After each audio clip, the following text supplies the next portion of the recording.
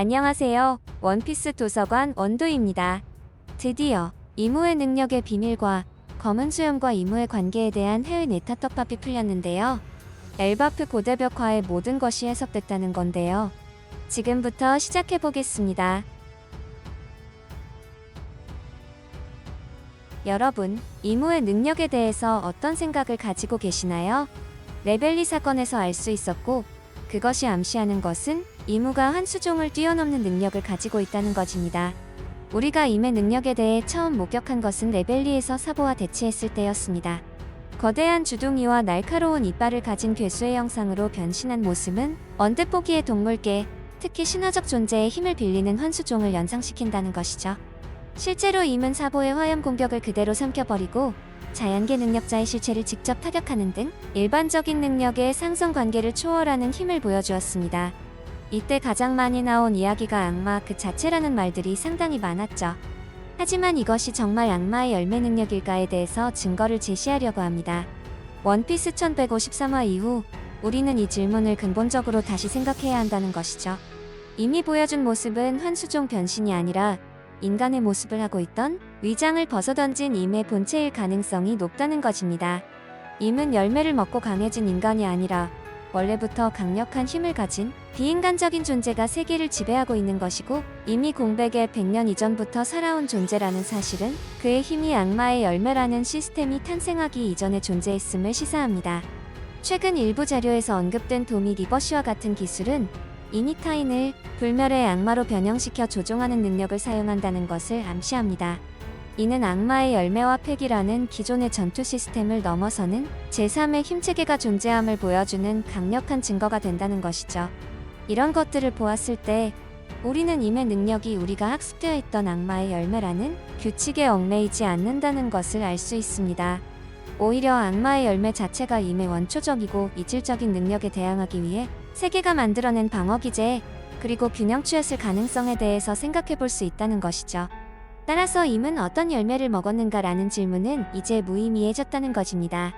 우리는 임은 대체 무엇이며 어떻게 그 힘을 얻었는가? 라는 더 근본적인 질문을 던져야 한다는 것입니다.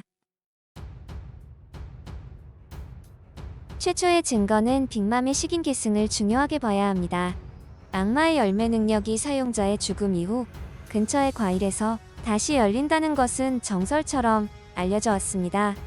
하지만 이 규칙에는 끔찍한 예외 혹은 더 근원적인 법칙이 존재한다는 것이죠. 바로 빅맘의 사례이고, 그녀는 6살 생일 마더 카르멜과 다른 고아들을 무의식적으로 먹어치운 직후 카르멜이 가졌던 소울 열매의 능력을 구현하기 시작했다는 것입니다. 현장에는 찢어진 옷가지 외에 아무것도 없었고, 목격자인 거인족은 이 끔찍한 광경을 엘바프에 전했습니다. 이는 악마의 열매 능력 이전이 다시 열매가 자라나서 재탄생이라는 과정을 거치지 않았음을 명백히 보여준다는 것입니다. 식인 행위와 능력 계승의 즉각적인 연결, 이것이 바로 원피스 1153화에서 밝혀진 심장포식, 의식의 첫 번째이자 가장 강력한 증거라고 생각하고, 그리고 여기에서 검은 수염의 개념이 등장하게 됩니다. 우리는 정상 전쟁에서 가려진 진실에 대해서 모르고 있다는 건데요. 검은 수염 티치가 정상 전쟁에서 흰 수염의 흔들흔들 열매 능력을 빼앗은 방식은 의도적으로 검은 천에 가려졌고, 많은 이들이 이를 어둠 열매의 특수 능력으로 추측했지만 빅맘의 사례는 이 가설만으로는 설명이 불가능함을 보여줍니다.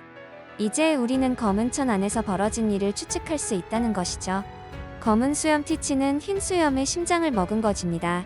아카이노에 의해 가슴에 이미 거대한 구멍이 뚫려 있던 흰 수염의 시신은 이 끔찍한 의식을 위한 완벽한 조건이었고, 티치는 어둠 열매의 능력자가 아니라 빅맘과 마찬가지로 심장포식이라는 금단의 비기를 아는 자였던 것입니다. 그리고 이런 개념을 설명해줄 또 하나의 근거가 있죠. 베가펑크가 발견한 혈통인자는 생명의 설계도이며, 악마의 열매는 이 혈통인자를 변형시켜 능력을 발현시킨다는 것입니다. 그가 만든 그린블러드는 이 변형된 혈통인자를 담고 있으며, 이를 통해 동물계와 초인계 능력 복제가 가능했습니다. 심장은 바로 이 혈통인자를 담은 피를 온몸으로 보내는 엔진이고, 특히 몸 자체가 원소로 변하는 자연계의 경우 심장은 능력의 핵 그 자체라 할 수 있죠. 베가펑크가 자연계 복제에 어려움을 겪는 이유는 단순한 혈액 샘플만으로는 불가능하며 능력의 근원인 심장이 필요하기 때문일 것입니다. 따라서 심장을 먹는 행위는 변형된 혈통인자의 정수를 가장 농축된 형태로 흡수하는 가장 확실하고 원초적인 방법이라는 것이죠. 그렇다면 다시 검은 수염으로 다시 돌아오겠습니다. 검은 수염이 동료 사치를 죽인 이유는 단순한 탐욕 때문이 아니었고, 이 이론의 핵심은 사치가 이미 어둠어둠 열매를 먹었을 수 있다는 것에 도달합니다. 그렇기 때문에 검은 수염 티치에게 다른 선택지가 없었다는 것이죠. 검은 수염 역시 자신의 동료의 열매를 빼앗는 과정에서 그 당사자를 죽이게 된다면 너무 큰 증거가 남게 되고 흰 수염 해적단을 대놓고 등지는 최악의 상황에 빠진다는 것을 누구보다 잘 알고 있었을 것이죠. 죽이지 않고도 충분히 어둠어둠 열매를 몰래 훔칠 수 있는데도 사치를 죽인 것은 어쩌면 사치가 그 열매를 먹은 후였을지 모른다는 겁니다. 다시 한번 강조하지만 만약 사치가 열매를 먹지 않았다면, 자신이 아는 곳에 보관하고 있었다면 티치는 열매만 훔쳐 달아났을 것입니다. 검은 수염 입장에서 굳이 사건을 키울 이유가 없다는 것이죠. 하지만 사치가 이미 열매를 먹어버린 이상 심장 포식의 비밀을 아는 티치에게 남은 방법은 단 하나였죠. 그의 심장을 취하는 것뿐이었고, 이 해석은 티치를 단순한 배신자가 아닌 자신의 운명을 위해 금단의 의식을 행한 임과 같은 길을 걷는 존재로 격상시키는 순간이 되어버린 것이죠.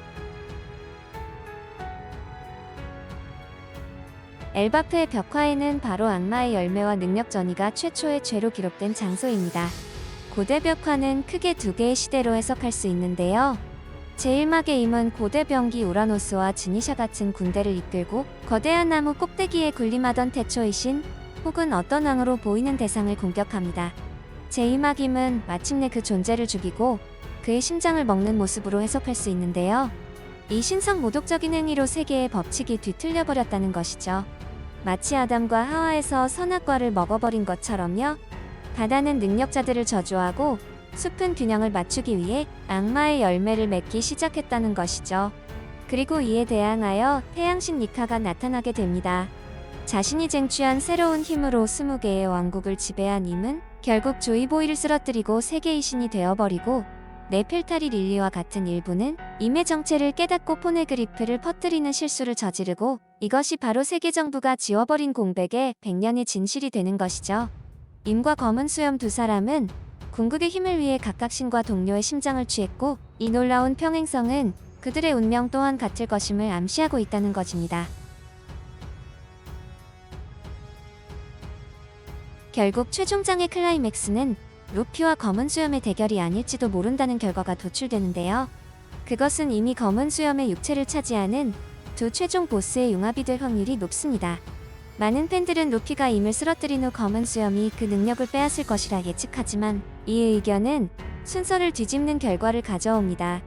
이미 계략을 통해 검은 수염의 몸을 강탈하는 것이 더 개연성에서 훌륭하다는 것이죠. 이로써 역사상 가장 완벽하고 강력한 최종 보스가 탄생하는 결과물이 등장하는 것입니다. 이무가 검은 수염을 통제에 성공하면 최강의 자연계와 최강의 초인계, 최강의 환수종 모두 하나로 모아진다는 것이고, 이것이 바로 고대 엘바프의 벽화가 예언한 거대한 연합군이 총력을 다해야만 상대할 수 있는 궁극의 적의 모습이 될 것입니다. 여기까지 시청해주셔서 감사합니다. 재미있게 보셨거나 재미없게 보셨다면 구독, 좋아요 부탁드립니다. 사랑한다고요.